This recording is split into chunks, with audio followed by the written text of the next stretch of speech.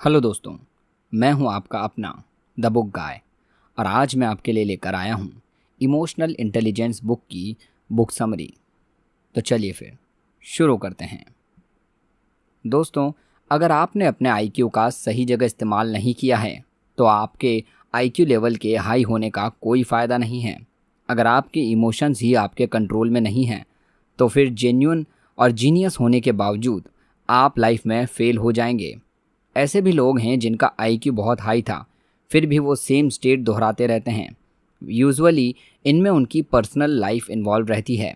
Daniel Goleman, जो कि इस बुक के ऑथर हैं, उनका मानना है कि ईआई यानी कि emotional intelligence can matter more than IQ, जबकि एवरेज आईक्यू और गुड आईक्यू वाले लोग लाइफ में ज़्यादा बेहतर परफॉर्म कर पाते हैं। वहीं हाई आईक्यू और लो आईक्यू वाले लोग ऑलमोस्ट फेल होते देखे गए हैं। इससे पहले कि आप अपने बैड लक का रोना रोएं, आपको एक बात बता देते हैं। ईआई यानी कि इमोशनल इंटेलिजेंस इम्प्रूव की जा सकती है। यह एक अच्छी खबर है। गोलमैन की किताब का ये एक मोस्ट इम्पॉर्टेंट गोल है। सबसे पहले इमोशनल इंटेलिजेंस के कॉन्सेप्ट को अच्छे से डिसिप्लिन किया गया है और फिर आपको अपने इमोशनल इंटेलिजेंस को इम्प्रूव कैसे करना है उसमें आपकी मदद की जाए। यही है इस किताब का मेन गोल। फर्स्ट चैप्टर की बात की जाए तो यहाँ पर इमोशंस के बारे में बताया जा रहा है। मतलब ये कि आपकी लाइफ में एक भी सेकंड ऐसा नहीं होगा जो इमोशन के बगैर होता है। ये आपकी लाइफ का एक बहुत ही क्रूशियल पार्ट है। हमें इस इमोशनल पार्ट के साथ जीना होगा। ये सारे इमोशनल हमारे लाइफ के बाकी एरियाज़ को भी इन्फ्लुएंस करते हैं, जैसे कि हमारी डिसीजन मेकिंग प्रोसेस को, हमारे थॉट्स यानी कि हमारे विचार को। हाँ, इसका मतलब है कि हमारा इमोशनल इंटेलिजेंस हमारे नॉर्मल इंटेलिजेंस को भी इन्फ्लुएंस करता है। हम सब लाइफ में कभी ना कभी बहुत सैड होते हैं, लेकिन एक बात जो शायद ही आपने नोटिस की होगी, कैसे सैडनेस हमारे थॉट प्रोसेस को इन्फ्लुएंस करती है।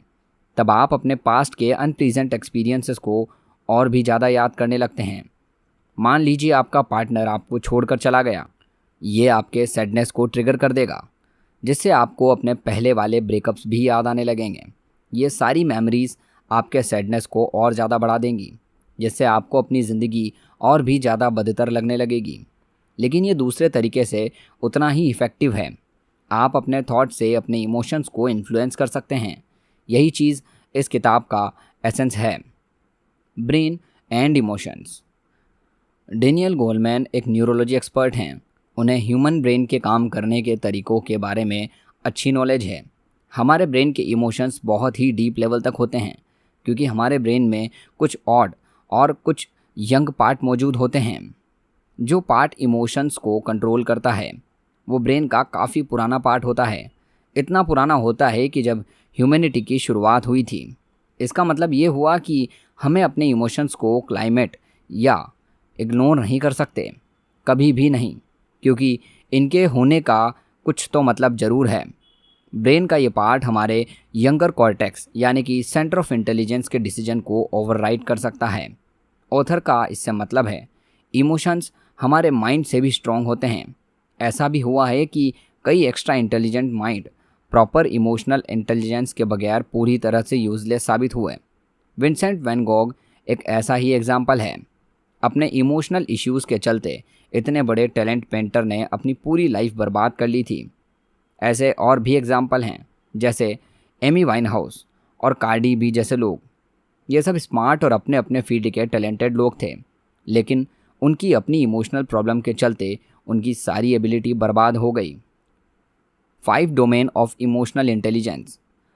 हम अगर 5 डोमेन की बात करें तो इमोशनल इंटेलिजेंस एक कॉम्प्लेक्स कॉन्सेप्ट है, लेकिन अगर हम इसे छोटे छोटे टुकड़ों में डिवाइड करके देखें तो इसे समझना काफ़ी हद तक आसान होगा। Identify your emotions. बहुत से लोग अपने इमोशंस को समझ ही नहीं पाते, फिर ऑटोमेटिक वे में एक्ट करने लगते हैं। जैसे सभी कभी ना कभी किसी बात को लेकर जेलस होते हैं, जो कि एक नेचुरल इमोशन है। लेकिन जब हम ऐसे इमोशंस को एक्सेप्ट नहीं करते तब दूसरों के लिए बुरा सोचना शुरू कर देते हैं। अपनी फीलिंग्स को एक्सेप्ट करना ही गुड इमोशनल इंटेलिजेंस का फर्स्ट स्टेप है। ऐसे बहुत से तरीके हैं जिनसे हम अपने अंदर की ये चीज़ ट्यूनिंग कर सकते हैं, जैसे कि मेडिटेशन एक अच्छा तरीका है। इसके लिए आपको एक्सपर्ट की ज़रूरत नहीं है। बस आराम से बैठ जाएं, धीरे धीरे लंबी सांसें लें और माइंड को शांत रखें। हालांकि आपके माइंड में बहुत सारी इधर उधर की बातें घूमना शुरू हो जाएंगी, लेकिन अपने माइंड में थॉट्स को चलने दीजिए। बस ध्यान रखिए कि सारे थॉट्स आएँ और चले जाएं। आपका किसी भी थॉट को पकड़ कर नहीं बैठना है, वरना ये आपका माइंड और जजमेंट पावर को ब्लॉक कर देगा। जब आपका माइंड रोज़ रोज़ की चिक से फ्री हो जाएगा तो आपको अपने इमोशनल स्टेट को प्रिसाइव करना आसान हो जाएगा। जैसे कि मान लीजिए आप आज पूरा दिन बहुत परेशान रहे। अगर आप थोड़ी देर के लिए भी मेडिटेट करेंगे तो देखेंगे कि सारा दिन आप अपने पार्टनर से हुए झगड़े को लेकर परेशान थे, लेकिन आपकी डेली की अनइम्पॉर्टेंट चीज़ों ने इस रियल विज़न को क्लाउड कर दिया था। Emotional management. ऑथर इस बात पर जोर देते हैं इमोशंस हमारे इंटेलिजेंस को कैसे इन्फ्लुएंस करते हैं, लेकिन ये वन वे स्ट्रीट नहीं है। ज़्यादा स्पेसिफिक वे में कहा जाए तो आप अपने इमोशंस को कंट्रोल कर सकते हैं। डिपेंड करता है कि आपके किस चीज़ पर फोकस कर रहे हैं। ये टॉपिक स्टेट ऑफ फ्लो के काफ़ी करीब है, जिसे फ्लो बुक में काफ़ी अच्छे से एक्सप्लेन किया गया है। The psychology of optimal experiences. खाली दिमाग शैतान का घर।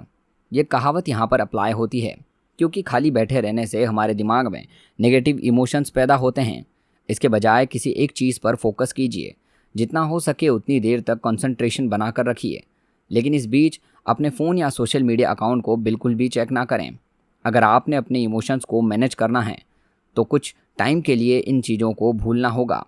बेशक मॉडर्न टेक्नोलॉजी हमारी काफ़ी मदद करती है, लेकिन अक्सर हम इसका मिसयूज़ करते हैं, जिसे साइकोलॉजिस्ट ये साबित कर चुके हैं।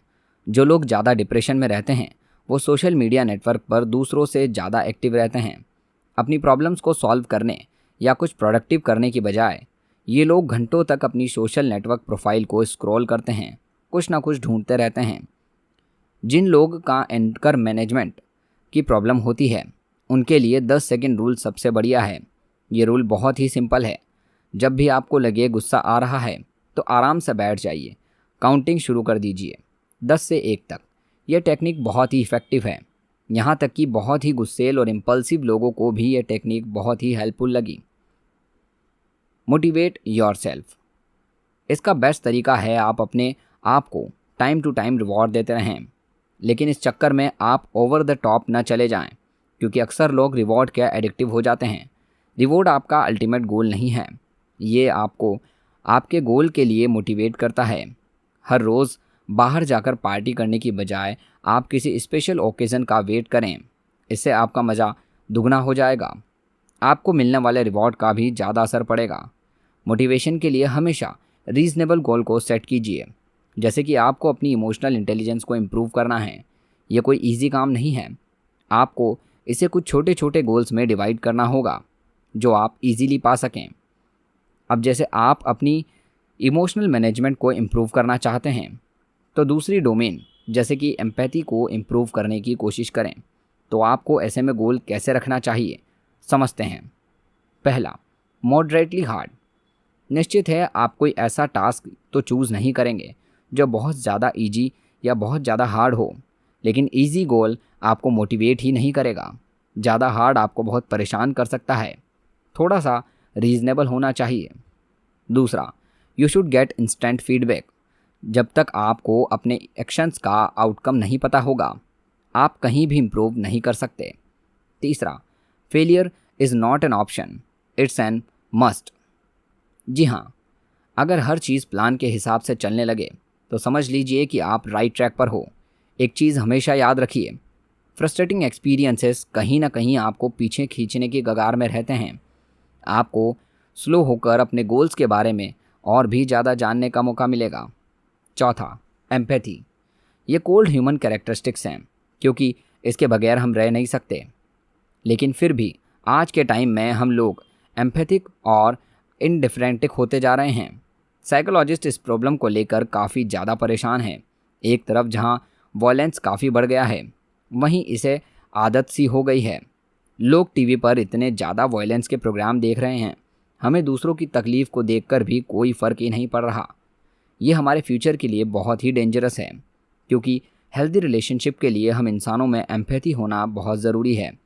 लेकिन अच्छी बात यह है कि एम्पैथी को इम्प्रूव कर सकते हैं, बस आपको इसके एरियाज़ पर थोड़ा वर्क करना होगा। जैसे कि दूसरों को ऑब्जर्व कीजिए। अक्सर हमें पता ही नहीं चल पाता हमारे दोस्त या फैमिली वाले क्या फील कर रहे हैं। हम उनकी फीलिंग्स की परवाह ही नहीं करते, लेकिन उनके तो थोड़ा टाइम स्पेंड करके हम ऑब्जर्व कर सकते हैं किसी सब्जेक्ट पर उनकी फीलिंग क्या है, वो कैसे रिएक्ट करते हैं। 5वां, अंडरस्टैंड अदर्स। दूसरों को समझना पड़ेगा। जिससे आपकी बात हुई, उस इंसान से बात करने के बाद खुद से पूछिए इस इंसान को क्या फील होता होगा, उसके इमोशंस क्या होंगे। कुछ बिहेवियर साइंटिस्ट इसे कम्युनिटी पार्ट ऑफ एम्पैथी बोलते हैं। डेनियल गोलमेल उनके बारे में बताते हैं जिन्हें अलेक्सीथीमिया होता है। ऐसे लोग अपने इमोशंस को जाहिर नहीं कर पाते क्योंकि उन्हें समझ ही नहीं आता कैसे वो अपनी अंदर की फीलिंग्स को बाहर निकालें या किसी से शेयर करें। हम सभी कभी ना कभी इस चीज़ को एक्सपीरियंस करते हैं।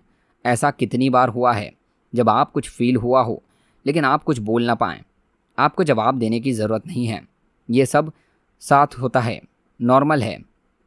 ऐसे कुछ मेथड्स हैं जिनसे आप अपनी इनर स्टेट को इम्प्रूव या सुधार सकते हैं, जैसे कि आप मेडिटेट कर सकते हैं। ऐसी ही एक टेक्निक और है। अगर आप उसे साइकोलॉजी को लेकर क्यूरियस हैं तो आप उस पर किताबें पढ़ें। 6th, pay attention to your relationships. जो लोग एम्पैथेटिक होते हैं वो दूसरों के साथ अपने रिलेशन को लेकर एक्स्ट्रा केयरफुल रहते हैं।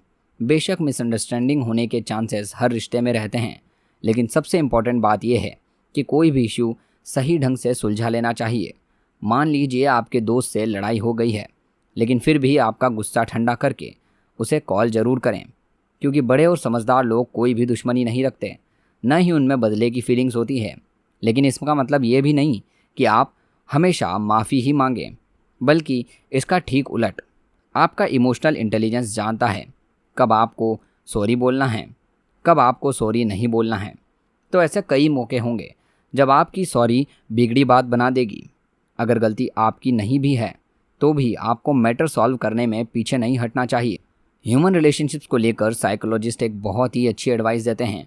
जिस नज़रिए से हम दुनिया को देखते हैं वो हमारे इमोशंस डिसाइड करते हैं, क्योंकि वर्ल्ड को लेकर हमारी नॉलेज इनडायरेक्ट होती है। Differences between gender. एक बात बिल्कुल सर्वमान्य है, फीमेल्स दूसरों के इमोशंस को एकदम सही समझने में सक्षम होती है। अगर इस बात को ज़्यादा स्पेसिफिकली कहा जाए तो फीमेल्स में मेल की अपेक्षा ज़्यादा एम्पैथी होती है। यही सिंपल फैक्ट बहुत सी प्रॉब्लम को क्रिएट करता है। जैसे कि औरतों में कई बार शिकायत होती है उनके बॉयफ्रेंड या हस्बैंड एकदम कोल्ड नेचर के हैं। कई सारी फीमेल्स उनके इस कोल्ड नेचर को गलत वे में ले जाती हैं। उन्हें लगता है कि उनके पार्टनर अब इतना प्यार नहीं करते या अब उन्हें पसंद नहीं करते, लेकिन ये असर सच नहीं होता। तो इसके बाद क्या होता है, फीमेल्स कई बार ओवर रिएक्ट कर जाती है, फिर अपने पार्टनर से इस बात को लेकर लड़ाई भी कर देती है। फिर यहीं से सारी मुसीबतें शुरू होती है, क्योंकि फिर आदमी भी ओवर रिएक्ट करने लगता है। बात इतनी बढ़ जाती है कि ब्रेकअप या डाइवोर्स पर जाकर ख़त्म होती है, क्योंकि मर्दों को लगता है कि उनकी पार्टनर उन्हें कंट्रोल करने की कोशिश कर रही है। तब यहाँ पर इमोशनल इंटेलिजेंस कैसे काम आता है, तो यहाँ पर एक बात अच्छे से समझ लीजिए। फीमेल्स इमोशनल इंटेलिजेंस में मर्दों से बेहतर है। इसका मतलब है कि मेल्स को ओवर रिएक्ट करने के पहले इमोशनल इंटेलिजेंस के बारे में एक दो चीज़ें ज़रूर जान लेनी चाहिए। पहला, आपकी गर्लफ्रेंड जब भी रूड वे में बिहेव करे तो आप तुरंत रिएक्ट ना करें। उस समय आपको कुछ ऐसा बोलना चाहिए, मेरे बिहेव से तुम्हें हर्ट हुआ, मुझे ऐसा नहीं करना चाहिए था, I am really very sorry, मैंने यह पहले नोटिस भी नहीं किया, लेकिन मैंने ये जानबूझकर नहीं किया। यह आप बेहतर तरीका है, बजाय इसके कि आप एक दूसरे को ब्लेम करें। दूसरी तरफ फीमेल को भी इमोशनल इंटेलिजेंस के बारे में कुछ सीखना चाहिए। बात अगर इमोशनल इंटेलिजेंस की हो तो मेल्स बायोलॉजिकली इसमें काफ़ी बुरे होते हैं, इसीलिए कई बार वो दूसरों के इमोशंस को समझ नहीं पाते। Emotional intelligence and management. इस चैप्टर में ऑथर कहते हैं ग्रुप कॉन्स्टेंट में भी इमोशनल इंटेलिजेंस मैटर करता है। इमोशनल इंटेलिजेंस वाले लोगों में ग्रुप में सोशल अवेयरनेस में और हार्मोनी को इम्प्रूव करना ज़्यादा आसान होता है। हमें इस एरिया के बारे में केयरफुल रहना चाहिए, जिससे कि हमें हाईली इंट्रोवर्ट और इमोशनली डिस्टेंट लोगों को एक ग्रुप में मिक्स नहीं करना चाहिए। कुछ लोग अकेले काम करना ज़्यादा पसंद करते हैं, तो उन्हें करने दीजिए, उनकी चॉइस की रेस्पेक्ट कीजिए। Emotional intelligence and health. Good emotional intelligence आपकी लाइफ को सेव कर सकते हैं। वैसे सुनने में थोड़ा अजीब है, लेकिन इसके पीछे साइंटिफिक एविडेंस हैं। ऑथर ने कई सारी चीज़ें, ऐसी स्टडीज़ मेंशन की है जो कि एंगर मैनेजमेंट और हेल्थ के बीच में क्या रिलेशनशिप हैं, इस बारे में इन्वेस्टिगेट करती है। ऐसे लोग जो अपना कंट्रोल नहीं कर पाते, उनके 50 से कम उम्र में मरने की संभावना 7 गुना ज़्यादा होती है। ज़्यादा गुस्सा करना कई सारी हेल्थ प्रॉब्लम्स को क्रिएट करता है, जिससे डेथ भी हो सकती है। ऐसे लोगों के लिए कई टाइप की थेरेपीज़ हैं, जिनमें कॉग्निटिव बिहेवियर थेरेपी यानी कि CBT अधिक इफ़ेक्टिव होती है, जो लोगों को अपने गुस्से पर कंट्रोल करना सिखाती है। हालांकि कॉग्निटिव बिहेवियर थेरेपिस्ट नहीं जानते हैं वो वाकई कई लोगों की इमोशनल इंटेलिजेंस की इम्प्रूव कर रहे हैं। इमोशनल इंटेलिजेंस के कोई भी और सारे बेनिफिट हैं। जिनकी इमोशनल इंटेलिजेंस अच्छी होती है, उनकी मेंटल हेल्थ भी काफ़ी अच्छी होती है। जैसे कि हाई इमोशनल इंटेलिजेंस वाले लोग रिजेक्शन और ब्रेकअप को बहुत ही बेटर ढंग से डील करते हैं। ऐसा इसलिए संभव होता है क्योंकि ऐसे लोग अपने इमोशंस को एक्सेप्ट करना जानते हैं। वहीं कई लोग अपने ब्रेकअप्स होने के बावजूद फीलिंग्स को दूसरों से छुपाने की कोशिश करते हैं, जिसके कारण वो बहुत ज़्यादा ड्रिंक करना या स्मोकिंग करना शुरू कर देते हैं। लेकिन इससे सॉल्यूशंस और भी ख़राब हो जाते हैं। इसमें अपने इमोशंस को रिजेक्ट करने के बजाय उन्हें एक्सेप्ट करना सीखिए। अगर रोने का मन है तो रो लीजिए। तो दोस्तों, ये थी बुक समरी इमोशनल इंटेलिजेंस की, जिसे लिखा है डैनियल गोलमैन ने। दोस्तों, आपको ये समरी कैसी लगी कमेंट सेक्शन में ज़रूर बताइए। और आपको अगर ये वीडियो अच्छी लगी हो तो इस वीडियो को लाइक और चैनल को सब्सक्राइब करना ना भूलें, क्योंकि ऐसी ही और समरीज़ हम आप लोगों के लिए लेकर आते रहेंगे। मिलते हैं अगली वीडियो में अगली समरी के साथ। धन्यवाद।